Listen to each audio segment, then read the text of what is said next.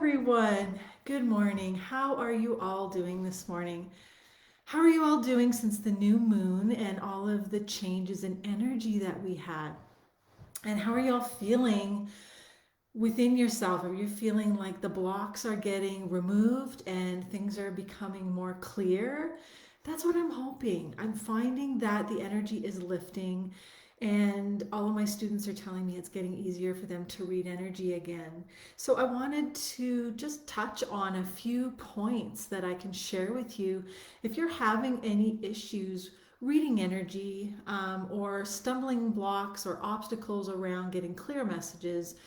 All of the tips that I'm going to give you today will help to overcome those very quickly. And I myself, I know reading energy for people for many years and even teaching it to people for many years. I've experienced a lot of issues myself and had to overcome them very quickly because people need a message right now. I'm trying to help them in the moment, and if I'm blocked, I'm not helping them in any way. So I had to learn how to overcome obstacles really fast and to be able to get clear messages that I could count on.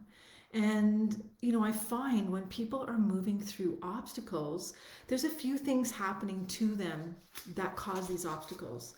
The first thing is people often tune in to their intuition when they want a message right away. Good morning, Paula. Hi, it's good to see you. They want a message right away about something that's very important to them. And because there's so much stress in their body in relation to the outcome of what that answer might be, there's a lot of blocks in communication there. So stress is a really big factor, and it doesn't matter what the stressors are. So if you're stressed because you're really feeling like you need a certain answer, or you need it fast and you're not getting answers, or maybe you're stressed in life in general and you're trying to tap in, it's really hard to get clear messages. So if you're feeling stressed, get outside, go for a walk. Get your body moving, shake it out. When I post the songs every morning, I'm really dancing to those songs. I'm shaking out the energy in my body so it's clear. Also, if you're not feeling well, if you have a cold, if you're just feeling a little low, it's very similar to stressed energy. It becomes blocked in your body. The vibration is so low, it's not a clear reader of information. So, this is something to keep in mind too. If you're reading energy and it's feeling like it's just difficult coming through, or it feels like it's moving through a dense fog to get to the end result of what you're trying to work on, and even sometimes it feels like pulling the information through a dense fog when you have a cold or you're not feeling your best, give it some rest if you can. If you can just walk away from it, get some sleep, and try again when your mind is fresh and you're feeling a bit better, it's going to work better for you. That's another situation that many people have blocks in. And myself, I remember teaching a class many years ago, and I had to go into this class to teach them how to give readings. One of my favorite classes, actually. And I was sick that morning. I woke up with a cold and I didn't want to disappoint anybody. And I loved teaching the class, so I went anyway. And here I am in front of about, I don't know, 20 or 30 people, and I have to teach them all for a 2-hour class. And I couldn't get messages. It was so thick, like the fog of my low energy made it so difficult. I was pulling messages like through that thick fog. So oh dear, I have a small puppy who's very curious and checking out things in my office, and she got caught up in the computer cords. So I'm teaching her to try to sit quiet with me when I'm doing these, right? So when I went through that, it was a real great learning tool because I had to learn in the moment how to overcome those obstacles and get the information for these people quickly. And working through things blindly like that, I can say, even when you're getting nothing, even when it feels like it's so blocked that nothing is coming, just close your eyes, put your hands on your heart, because your intuition actually comes from your heart. And just breathe in a little bit to relax yourself. Breath is very a strong connector to energetic information. Hey, Nikki, good to see you. So if you put your hands on your heart and just take in a few breaths and calm yourself down, relax yourself, and then feel the messages. Instead of trying to pull them in mentally or in different ways, just feel how your body's feeling when you're trying to get these messages. And that's a way to overcome that type of obstacle when you're moving through it. It was a very interesting thing I went through that day because reading energy blindly, I could now understand what students were telling me when they couldn't get things. I'm more of a mental person. I see visual images in my mind first, and then everything else comes secondary, like hearing things or feeling things or sensing things internally. So when that was all shut off, like pulling the plug out of the wall and there's no connection there, it was really difficult to have to read internally just by sensing. But this is what's super cool. I find for the people that get visual images, a lot of times they misread them. And so, something to remember is that your intuition is always right every single time. Where we go wrong in information, maybe going off on a tangent or not being correct. Hey, Leanne, good to see you. Good to see you here. Hugs to you too. When we're reading information where it may go off on a tangent or not be correct, is when we impose our judgment, our bias, our interpretation on it instead of leaving it as pure. So if I'm reading somebody's energy and I'm seeing them eating bananas, if I, really what I just say is, I'm seeing you eating bananas. Does this mean anything to you? I don't go into, I'm seeing you eating bananas, so this must mean XYZ, because then I'm putting my own personal interpretation on what I'm getting mentally as an image, which is not correct. It's going to lead the information off on a tangent. So I try to keep everything in as a pure form as I can without imposing my own interpretation into it, unless I have to. And then you need to know that your messages are clear to be able to go in there and do that so that you can start pulling out more answers by asking questions.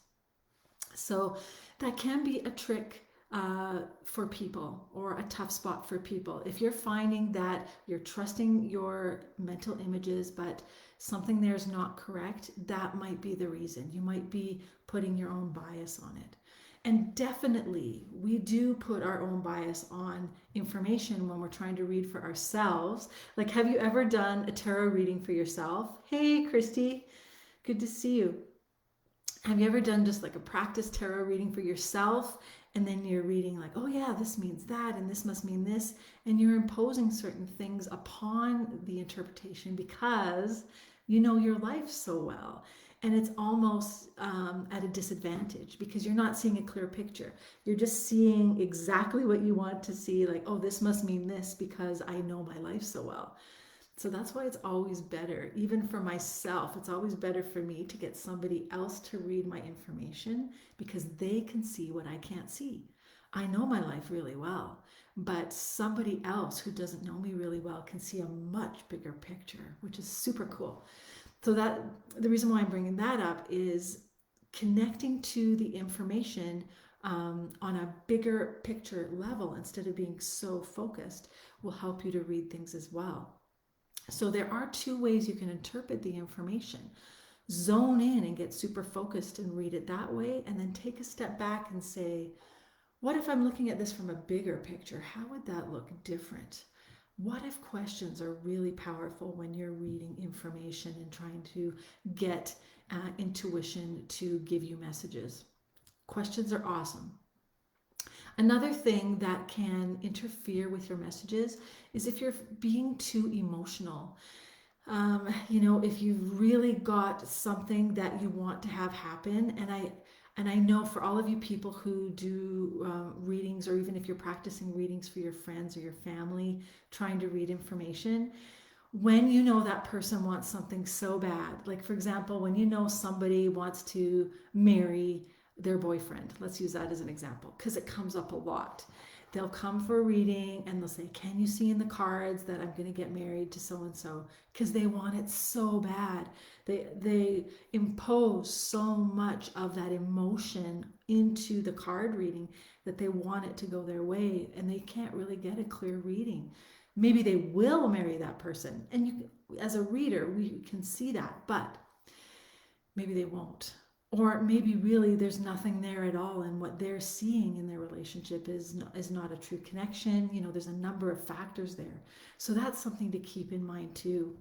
Another example would be sometimes I'll get students who really want to get into a university, and they'll be asking me, am I going to get into this university? I've applied and I haven't heard yet, and I have to go there because my parents want me to go there. And just all that emotional stress related to that one thing has really focused all their energy in that direction, and that can steer the results on a reading as well, because it makes it very hard to see a big picture when they're focusing so hard on a specific result.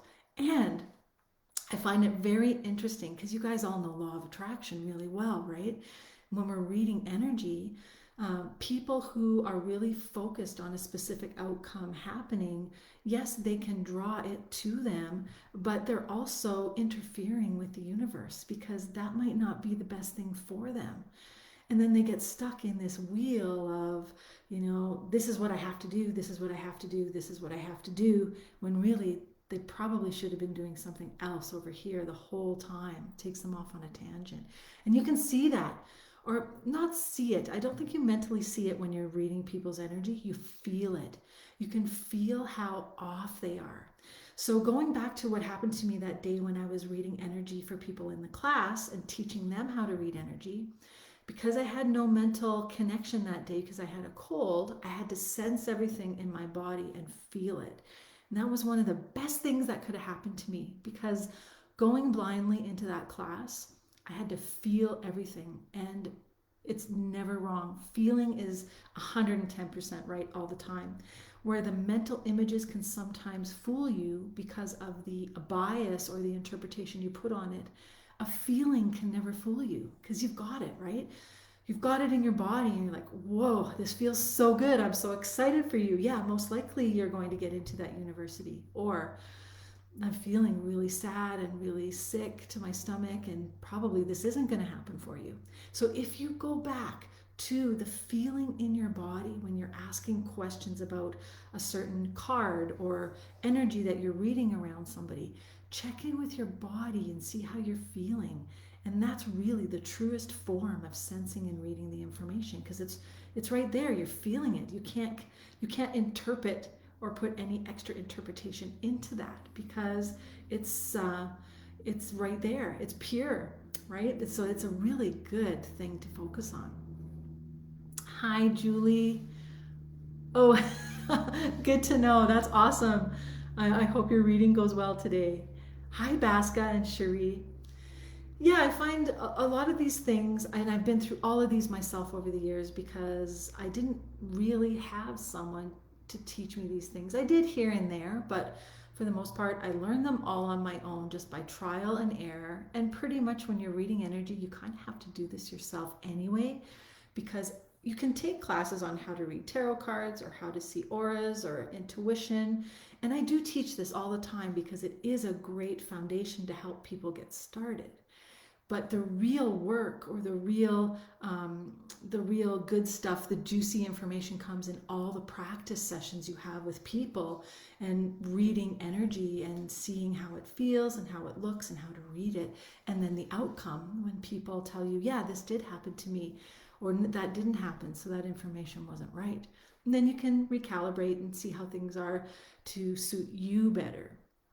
Because everyone is so different in the way they sense and read energy. Okay, so Baska, you're saying, I read my friends and families, and okay, you do readings for friends and family, but lately you're finding disconnected with your cards. Okay, so if I get disconnected with my cards, I'll switch to a new deck.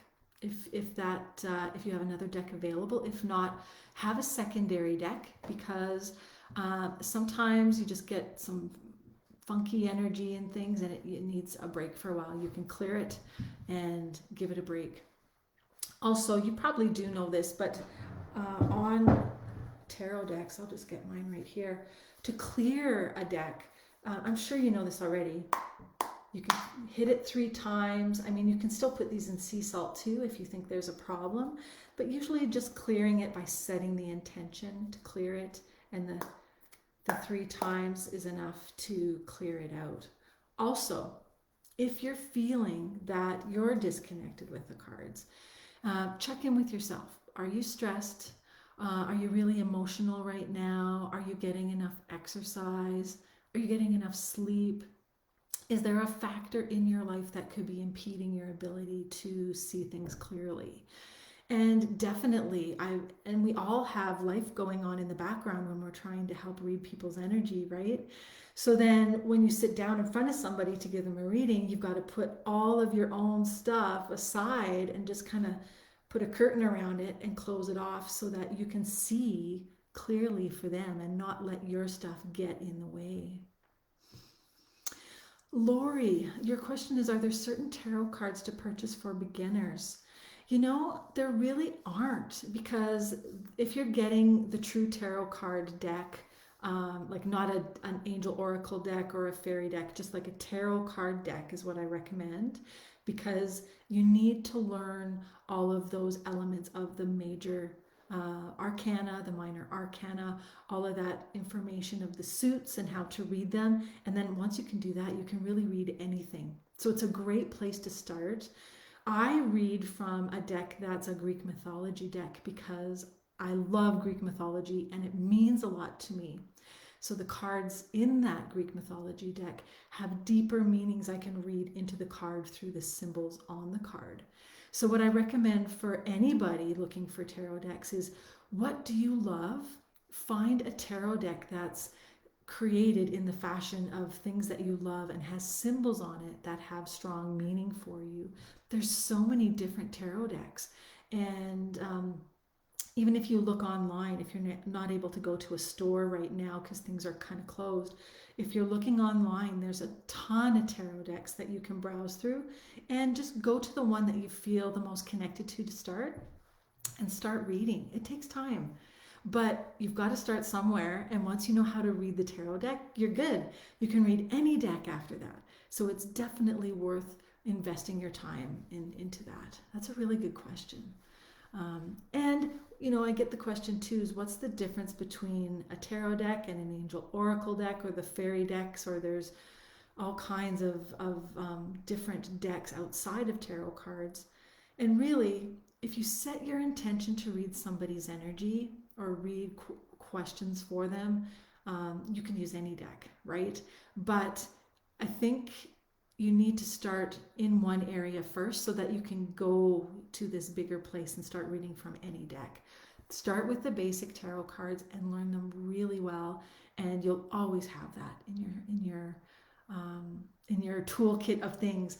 Myself, I've got 3 different tarot decks that I use. I use my Greek mythology tarot deck the most. But when I'm feeling like I'm disconnected from it, I'll switch to another deck for a while and then come back. I've got angel decks that I know you guys see me reading those angel decks all the time. Those are the Doreen Virtue ones that I like. But whatever you feel drawn to is great. Hi, Bev.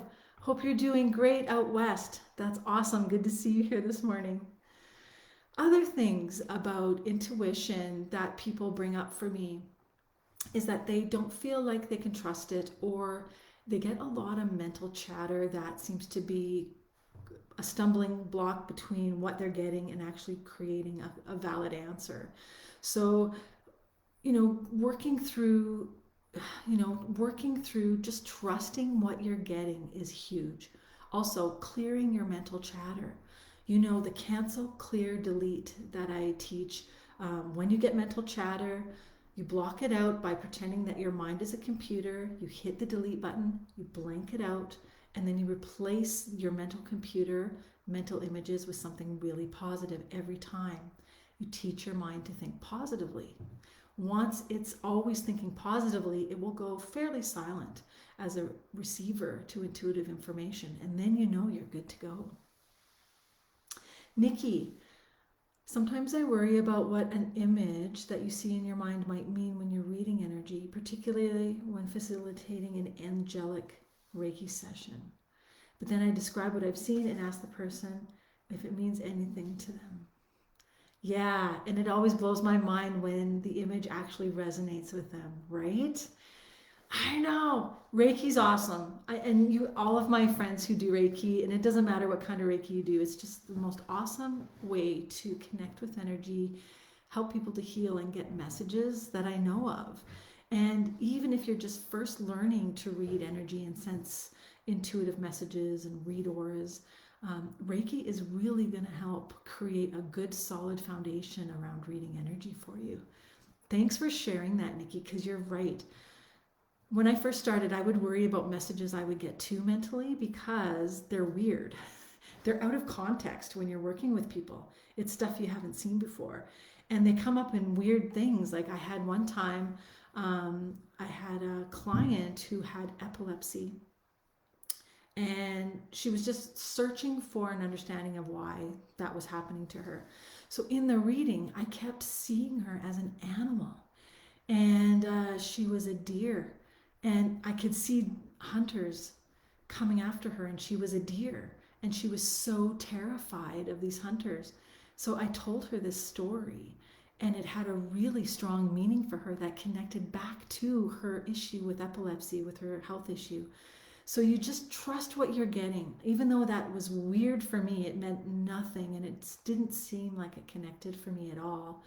I just tell people what I've got. So just like what Nikki was bringing up here, whatever comes to you, just share it with the person. You know, this is what I'm feeling right now. This is what I'm hearing, or this is what I'm seeing. Does that mean anything to you? 9 times out of 10, they're going to say yes. And then you're going to go, yes. Because you know you've got a clear connection. About 10% of the time, people will say, well, I don't know what that means. Often they're just not making a connection themselves, and then will tell you later, oh yeah, I know what that was. Or it might not make a connection for them right away, and sometimes there's just no connection at all, but it doesn't mean that it's wrong. Trust what you're getting, because you're getting that information for a reason, right? Source, spirit, and the other person's helpers, guides, spirit guides, angels, family that's passed over is sending you that information for a reason.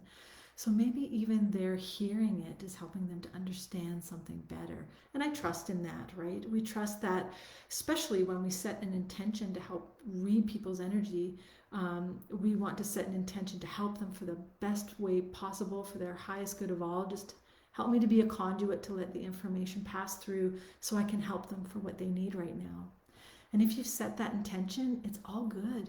Just trust what you're getting and let it go. Just let it flow out, and don't try to read it or put any extra things into it. Just read it purely. That's the best way to go. Awesome. So much fun. Thanks for sharing time with me, you guys. It was good to see you all here today. Time always goes so fast. Oh my gosh, it's almost been 25 minutes already. So I'm going to end now, I think. And for some people that are still looking for help, I do have the courses all the time. If you've not been able to get into the courses for whatever reason, I've got the courses that are online with Teachable. Anyone who takes that how to read auras course or how to develop your intuition course finds it really does help them. So you can check that out at Teachable at spiritualawakeningacademy.com. I'll put the link in below underneath the live here. Good to see you too, Nikki. Good to see everybody this morning. And sending you all lots of love and light and good vibes. And happy reading energy for everyone. I really hope it goes really well for everyone in the next while the energy's getting higher and getting more, it's more healing and beautiful. It's opening up and expanding. So things are getting better all the time. Keep hope in better things to come always. All right. Take care, you guys. Love and light. Bye.